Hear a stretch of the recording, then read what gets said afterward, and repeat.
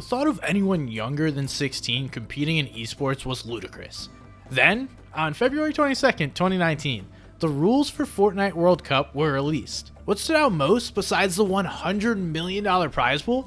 Way at the bottom sat an asterisk that forever changed Fortnite. To be eligible to participate in any Fortnite competition, a player must be at least 13 years old. This was a first in gaming and opened the door for a massive influx of new competitors. I woke up to the news that they lowered the age limit to 13 to compete. Everyone knew there would be a $100 million prize pool for 2019. I was stoked. It was like the coolest news ever. This move by Epic Games set the stage for a battle of the old versus the newly eligible youngsters. Players like Benji Fishy, Mongraal, Mr. Savage, Clix, Skeptic, and Calc jumped headfirst into competitive Fortnite. The first earnings I made was the first open tournament ever to people who was 13. It was the Scallywag Cup. Meanwhile, you had these established veterans ready to continue their reign, unwavering in the face of new rules and new competitors. I was so much better than those players that it wasn't really like I wasn't like, oh, okay, Clix might outplace me here. Like, it didn't matter. I just knew that I had an upper hand. Professionals like Cease, Zate, Bizzle, Tfue had already proved themselves in the best Fortnite lobbies to date. A few kids added to the mix weren't even a worry. Before the World Cup qualifiers, there were a few pop-up cups. We saw the top pros do what was expected, but there was also a couple of new names on the leaderboards. This should not have been a surprise to those paying attention. Back in Winter Royale, a lot of these kids dominated the early rounds, but were ineligible to compete in finals due to age requirements. Both Arkham and Mr. Savage finished in second place in their region, but they were too young to advance to finals. I qualified for Winter Royale. I got top 200, which was enough to qualify for Yeats, and I couldn't compete because it was 16 and I was 13. I think maybe Commandment qualified. I think Arkham qualified too. By the time World Cup quals came around, a few new players began to stand out. It was still expected the top pros would take the qualification spots. On the other hand, some of these young players put a thought in the back of your mind that they were coming for those spots too. In the first week, Vivid, Cease, Bizzle, and Nate did their jobs. They weren't the only ones that qualified. A handful of lesser known names also topped the leaderboards. Dubs, Booga, Commandment, and Benji Fishy. Just 1 week in, we saw that the veterans were no shoo-in to qualify. I've never won the lottery, but like if I won the lottery, that's what the feeling would be like. It didn't feel real that I qualified. The qualifiers lasted 10 total weeks. The modes rotated from solos to duos each week, odd weeks solos, even weeks duos. As each week went on, more and more storylines developed. It was the young players trying to surprise the world, as the vets tried to avoid disappointment. This was more than just a video game. It was an opportunity of a lifetime. So let me tell you about a few legends. This young player named Unknown X Army created a new tournament meta that we all now know as W Keying. Affect me, I just W key everybody.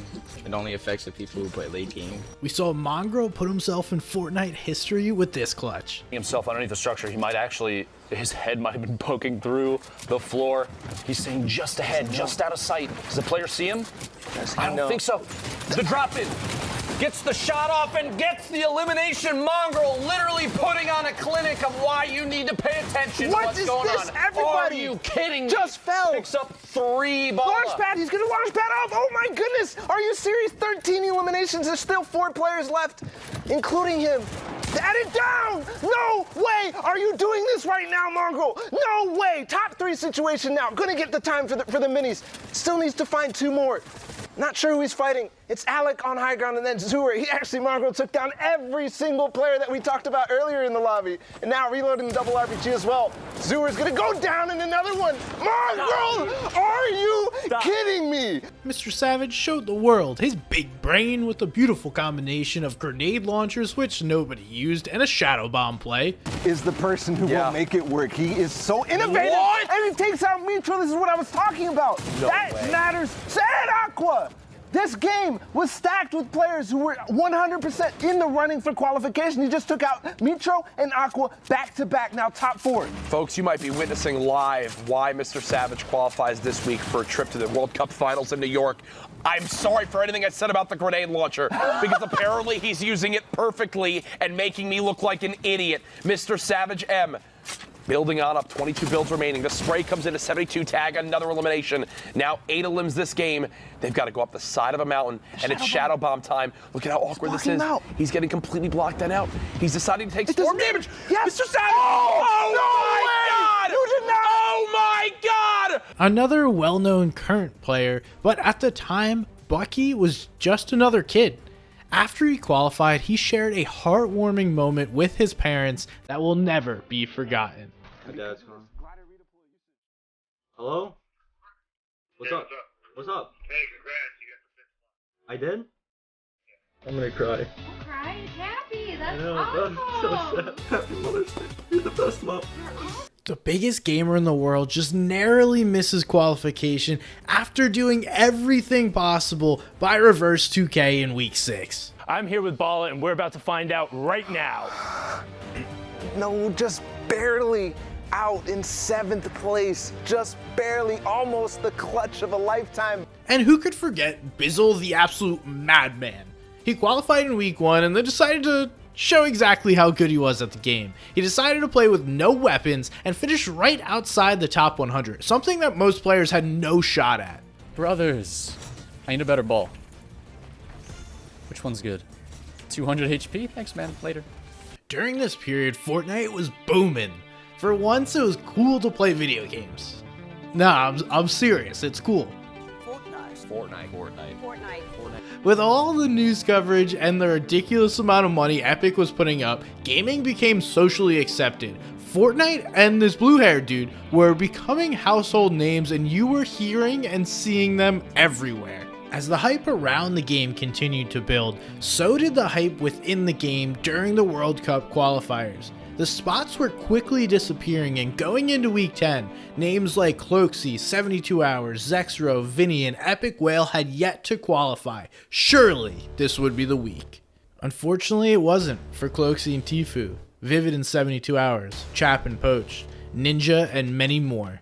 They would only be able to spectate the World Cup finals. But not everyone had a bad day. Zexro and Vinny snagged a spot alongside Epic Whale and 40R Storm, Calculator, and Macwood. We qualified off of a tiebreaker. B-Hegs and Hart got 89 points as well. They had 3 wins, we had 4 wins.